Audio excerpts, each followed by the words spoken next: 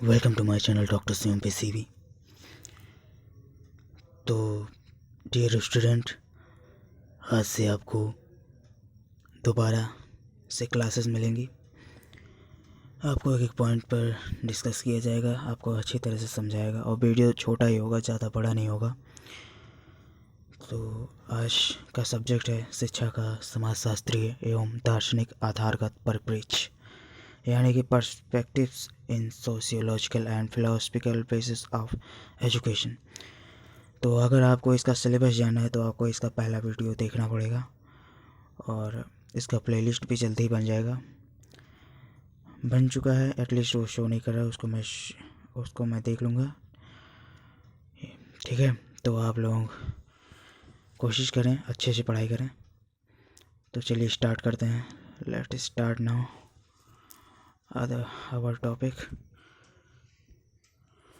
तो हमारा पहला टॉपिक है शिक्षा के उद्देश्य, पर्पस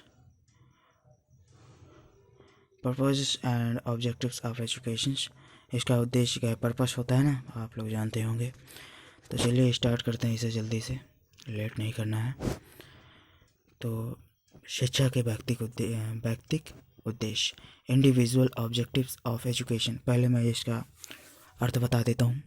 इंडिविजुअल मतलब एक व्यक्तिगत, यानी कि एक अकेला व्यक्ति। ठीक है, जैसे कक्षा में, जैसे क्लास में बहुत सारे स्टूडेंट्स हैं, तो प्रत्येक स्टूडेंट की बात होगी इसमें।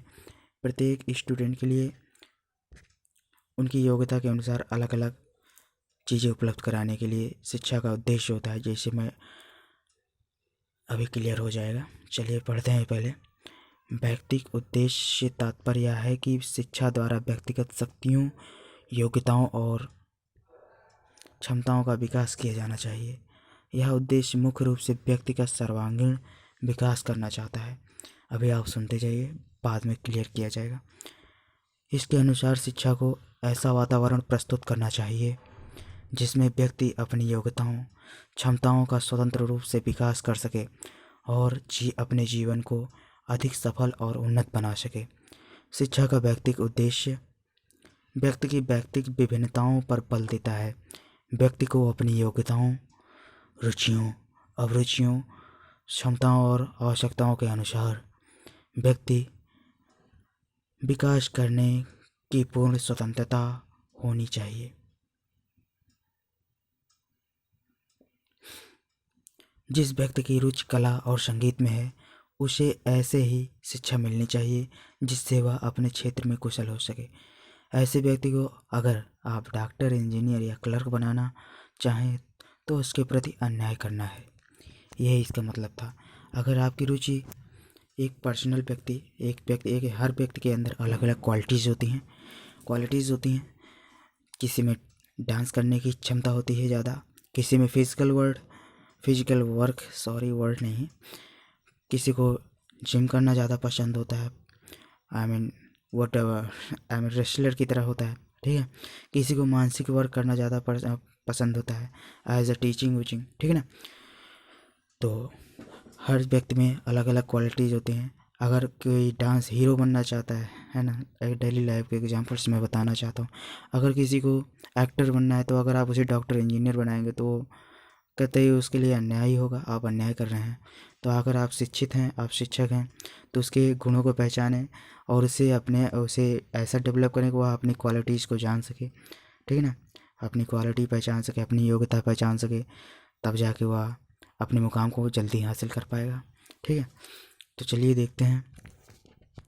वर्तमान युग में Rousseau, Pestalozzi, Froebel, T P Nunn दार्शनिकों और शिक्षा शास्त्रियों ने इस उद्देश्य को अधिक महत्व दिया है।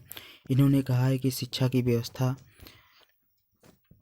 व्यक्ति के अनुरूप होनी चाहिए। ठीक है, अभी सब पॉइंट क्लियर हो चुका होगा। नेक्स्ट, संकुचित अर्थ में शिक्षा के व्यक्तिक उद्देश्य को आत्मा अभिव्यक्ति। ठीक ना, आत्मा अभिव्यक्ति। संकुचित अर्थ में शिक्षा का व्यक्तिक उद्देश्य क्या है, आत्मा अभिव्यक्ति, यानी सेल्फ प्रेजेंटेशन। इंग्लिश वर्ड है, आपको समझ में आ गया होगा। यानी अपने आप को प्रकट करने के लिए, अपने आप को, अपनी क्षमता का उजागर करने के लिए, यानी कि मैं इस काबिल हूँ, इसी को आत्मा अभिव्यक्ति कहते हैं। ठीक है, बालक की शक्तियों का सर्वांगीण विकास तथा प्राकृतिक विकास आदि नामों से पुकारा जाता है। ठीक है ना। इस अर्थ में यह उद्देश्य प्रकृतिवादी दर्शन पर आधारित है। इसके प्रतिपादकों का अटल विश्वास है कि समाज की अपेक्षा व्यक्ति अधिक बड़ा है। ठीक है ना। समाज बड़ा है या व्यक्ति, आप खुद ही बताएं। व्यक्ति ही बड़ा है, क्योंकि व्यक्ति ने ही समाज को बनाया है। ठीक है। अतः उसकी धारणा यह है कि परिवार, समाज, राज्य और स्कूलों को बालक की व्यक्तिगत शक्तियों को विकसित करने के लिए स्थापित किया गया है। इस दृष्टि से प्रत्येक राज्य तथा सामाजिक संस्था का कर्तव्य है कि वह व्यक्ति के जीवन को अधिक से अधिक संपन्न, सुखी और पूर्ण बनाए। संकुचित अर्थ में शिक्षा का व्यक्तिगत उद्देश्य एक तो ये था। दूसरा अर्थ देखते हैं व्यापक अर्थ में। वो तो छोटे अर्थ में था, अब ये बड़े अर्थ में है, व्यापक अर्थ में। व्यापक अर्थ में शिक्षा का व्यक्तिगत उद्देश्य हमारे समक्ष आत्मानुभूति के रूप में प्रकट होता है। आत्मानुभूति यानी कि अपनी क्षमता को पहचानना, अपने आप को अनुभूति करना, अनुभव करना कि हम किस काबिल हैं, यही है आत्मानुभूति। मनोविज्ञान भी व्यक्तित्व के विकास व्यापक अर्थ का समर्थन करता है। आधुनिक मनोवैज्ञानिक प्रयोगों ने यह सिद्ध कर दिया है कि प्रत्येक बालक एक दूसरे बालक से शारीरिक, मानसिक, सामाजिक और संवेगात्मक दृष्टि से भिन्न होता है। आपको पता है ना, हर एक बालक आपके क्लास में जो भी लड़के हैं, जो भी लड़के लड़कियां हैं, एक दूसरे से भिन्न हैं। सब में एक अलग क्षमता होती है जो दूसरे के पास नहीं होती। कोई भी एक समान नहीं होता। यह भिन्नता रुचियों, शक्तियों, विचारों तथा कार्य करने की क्षमता में भी होती है। यही नहीं, प्रत्येक बालक की समान बुद्धि, जीवन के आदर्श तथा कार्य करने की गति में भी विशेष अंतर होता है।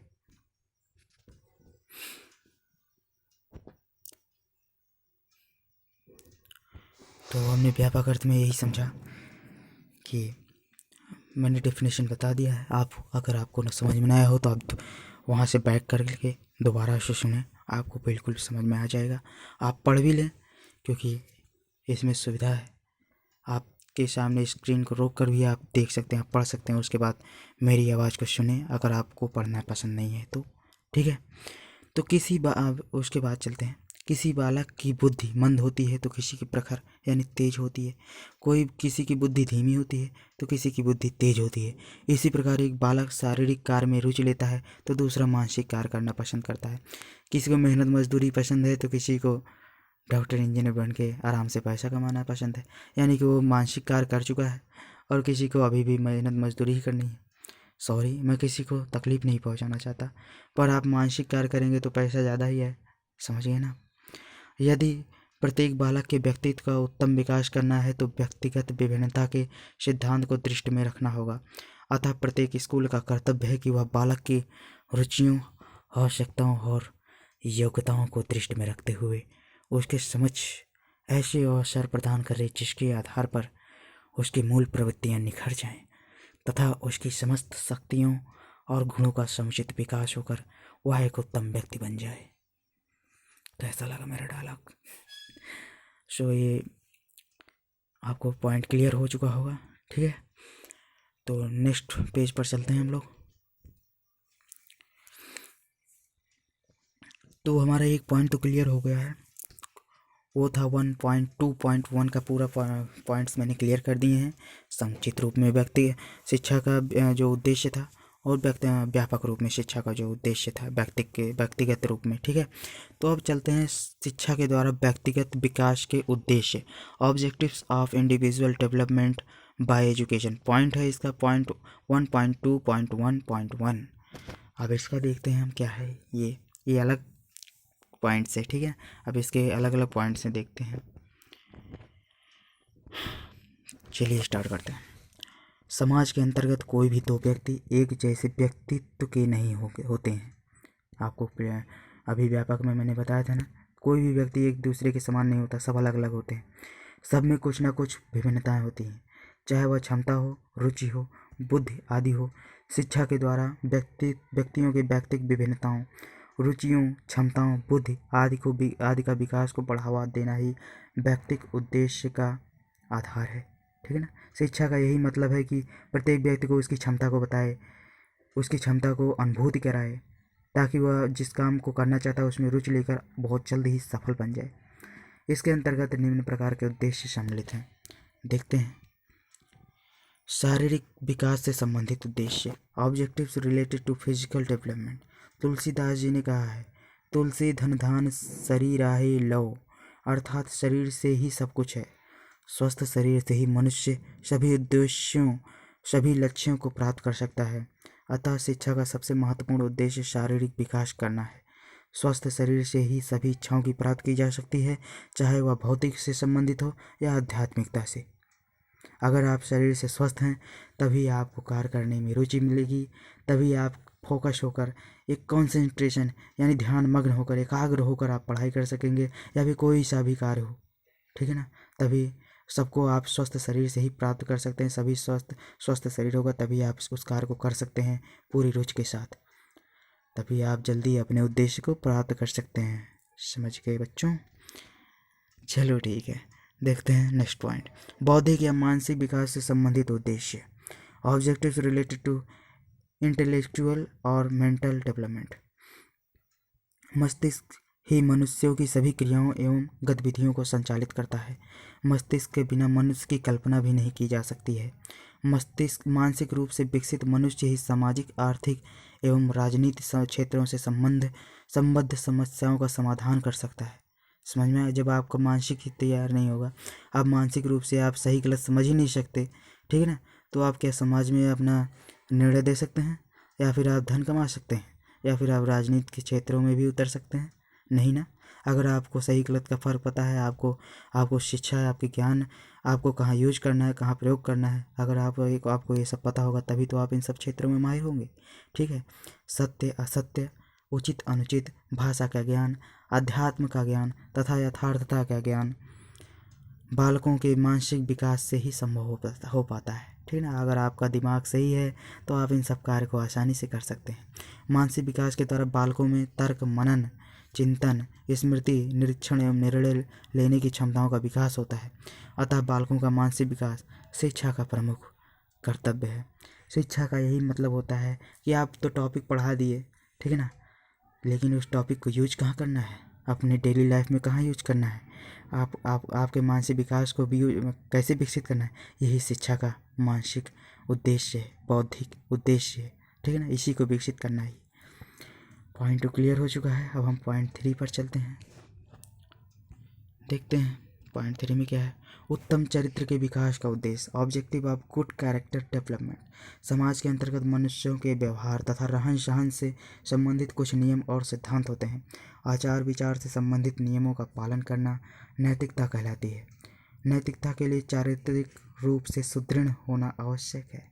बालकों का नैतिक एवं चारित्रिक विकास समाज एवं व्यक्तिगत दृष्टिकोण से महत्वपूर्ण है। अतः बालकों का नैतिक एवं चारित्रिक विकास शिक्षा के व्यक्तिक विकास का महत्वपूर्ण उद्देश्य है। नैतिक शिक्षा एवं सामान्य ज्ञान आपने बहुत पढ़ा होगा अपने पुरानी कक्षाओं में, पुराने क्लासेस में। तो चरित्र भी, कैरेक्टर के बारे में भी आप जानते होंगे। ठीक है, ठीक है, चलो ठीक है, चलिए ठीक है। तो सांस्कृतिक विकास से संबंधित उद्देश्य, objective related to cultural development.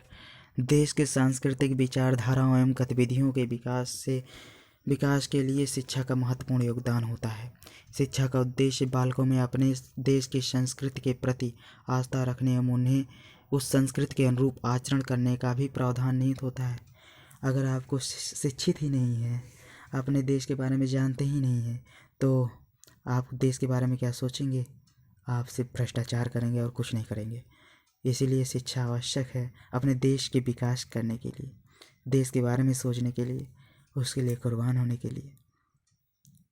तो बात समझ में आ गई होगी।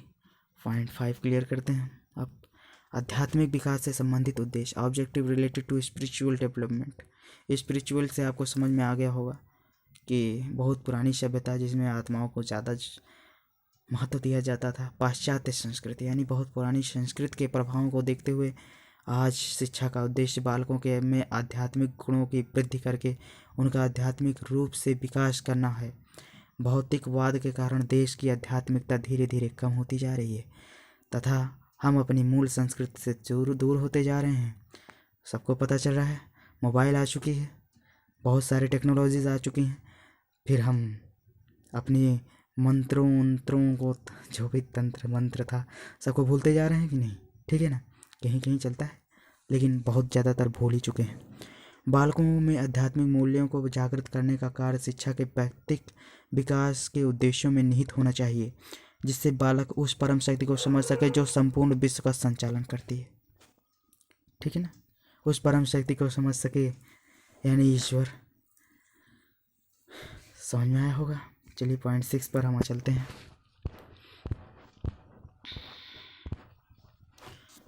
पॉइंट 6 है आर्थिक विकास का उद्देश्य, ऑब्जेक्टिव ऑफ इकोनॉमिक डेवलपमेंट। शिक्षा ऐसी होनी चाहिए कि जिससे बालकों में आर्थिक सक्षमता का विकास हो, बालक व्यक्तिगत एवं पारिवारिक आवश्यकताओं की पूर्ति में सक्षम बन सके तथा ऐसा उद्देश्य शिक्षा के व्यक्तिगत विकास में निहित होना चाहिए। आप शिक्षित होंगे तभी अपने परिवार की आवश्यकताओं, उसमें क्या कमी है, कैसे अपनी परिवार में आमदनी को बढ़ाया जाए, कैसे अपनी ज़रूरतों को पूरा किया जा सके, कैसे सब चीज़ को मैनेज किया जा सके। अगर आप शिक्षित हैं तभी ये आप मैनेज कर पाएंगे। चलिए ठीक है, वैज्ञानिक दृष्टिकोण का विकास, डेवलपमेंट ऑफ साइंटिफिक व्यू। प्रत्येक देश की आर्थिक विकास में विज्ञान एवं तकनीकी का महत्वपूर्ण योगदान होता है। देश के विकास में योगदान हेतु बालकों में वैज्ञानिक दृष्टिकोण का विकास होना भी अत्यंत आवश्यक है। शिक्षा के द्वारा इसे संभव बनाया जाता है। आपको साइंस की किताब पढ़ाई जाती है, ठीक है, तो आपको यह भी बताया जाता है कि आप इसका प्रयोग भी करें जाके प्रयोगशाला में। तो आप प्रयोगशाला में जाते हैं कि नहीं? आपको वही चीज़ जो किताब में लिखी होती है उसे आप प्रूफ करके देखते हैं, ठीक है ना। तो इसी प्रकार बातें भी होती है, समाज में बहुत सारी बातें होती हैं, तो आप उसका प्रूफ मांगते हैं और उसे प्रूफ जब मिल जाता है तो आप उसके सही मुहर लगा देते हैं, हाँ ये बात सही है। अगर गलत होगा, प्रूफ नहीं मिला, तो आप कहेंगे ये बात गलत है। सिंपल सी बात। चलिए रुचियों का विकास का उद्देश्य, ऑब्जेक्टिव्स ऑफ इंटरेस्ट डेवलपमेंट। रुचियों के द्वारा ही बालक सीखने के लिए तत्पर होता है। रुचियां ही चरित्र को निर्धारित करती हैं। शिक्षा का उद्देश्य बालकों के सर्वांगीण विकास हेतु रुचियों का विकास करना भी आवश्यक शिक्षा का उद्देश्य बालकों के सर्वांगीण विकास हेतु रुचियों का विकास करना भी होना चाहिए। अगर आपको डांस में इंटरेस्ट है तो शिक्षा का उद्देश्य है कि स्कूलों में ऐसी व्यवस्थाएं की जाए कि आपको डांस वहाँ पर कराया जाए। आपको उसमें रुचि होगी तो आप उसको जल्दी से अचीव कर पाएंगे, जल्दी से प्राप्त कर पाएंगे। तो जब कोई भी हो, जब आप मोबाइल चलाते हैं तो आपको उसमें रुचि पैदा होती है, तभी तो आप घंटों घंटों बिता देते हैं, कुछ पता ही नहीं चलता। हमारे साथ भी ऐसा हुआ है भाई, सबके साथ होता है, ठीक है ना। लेकिन जब आप रुचियाँ अपनी पहचान जाएगी, हमें कौन सा कार्य करना है, हम किस उद्देश्य से आए हैं इस धरती पर, अकॉर्डिंग टू फिलॉसफी, दर्शन शास्त्र के अनुसार हम कौन हैं, ठीक है, हम कहाँ से आए हैं, हमारा उद्देश्य क्या है, इन सबको जानने की में आपकी रुचि पैदा होनी चाहिए, तभी तो आप जानेंगे। नहीं तो कहेंगे छोड़ो ये सब कोई बात नहीं होती। हम जानते हैं हम इन मनुष्य हैं, बस हमें अपना लक्ष्य प्राप्त करना है जो हम पाना चाहते हैं, ठीक है, बस इतना ही सोचते हैं। चलिए ठीक है, नागरिकता की भावना का विकास, डेवलपमेंट ऑफ सिविक सेंस।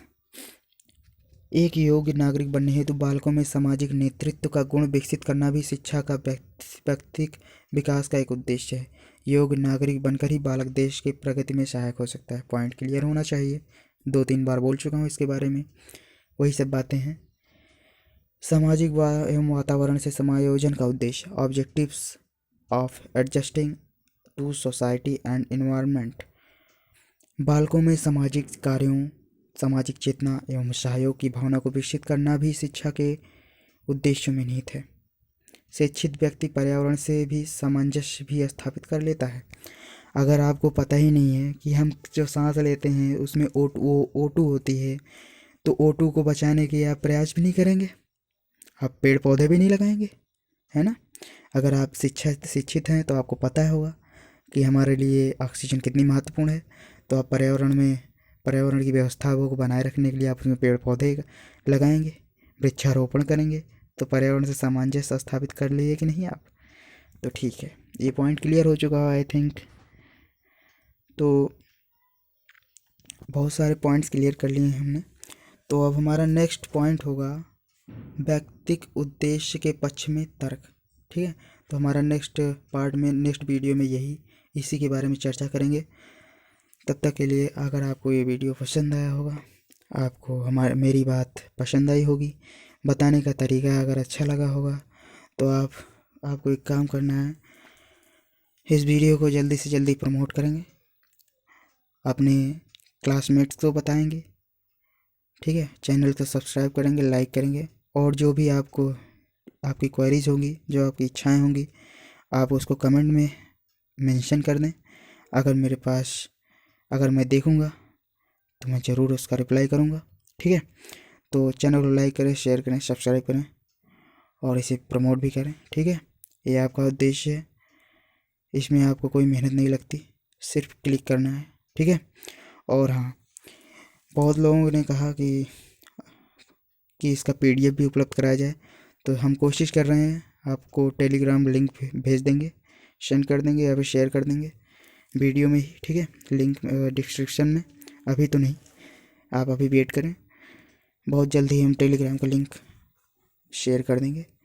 तो उस पर PDFs अपलोड किए जाएंगे, तो आप उसे ज्वाइन भी कर लीजिए। ठीक ना, उस चैनल को भी सब्सक्राइब करेंगे आप। तब तक के लिए धन्यवाद, मिलते हैं नेक्स्ट वीडियो में।